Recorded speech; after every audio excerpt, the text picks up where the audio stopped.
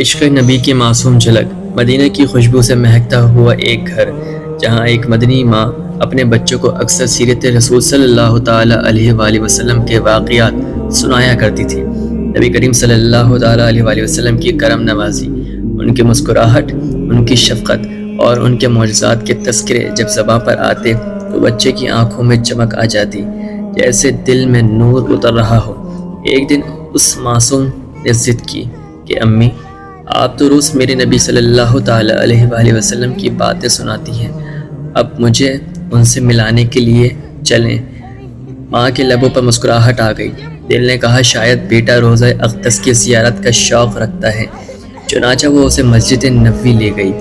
جب صحن نبوی میں پہنچے تو ماں نے نرم لہجے میں کہا، بیٹا، اس دروازے سے آگے ہمارے پیارے آقا صلی اللہ تعالیٰ علیہ وآلہ وسلم کا روضہ مبارک ہے، ہم وہاں جا کر سلام عرض کریں گے۔ یہ سننا تھا کہ بچے کے چہرے کا رنگ بدل گیا، آنکھوں سے آنسو رواں ہو گئے اور وہ بلک بلک کر رونے لگا۔ امی، کیا میرے نبی صلی اللہ تعالیٰ علیہ وآلہ وسلم اب اس دنیا میں نہیں ہیں؟ آپ نے مجھے بتایا ہی نہیں۔ میں نے تو سوچ رکھا تھا کہ میں ان کے قدموں میں بیٹھوں گا، ان کے چہرے کو دیکھوں گا، ان کی آواز سنوں گا۔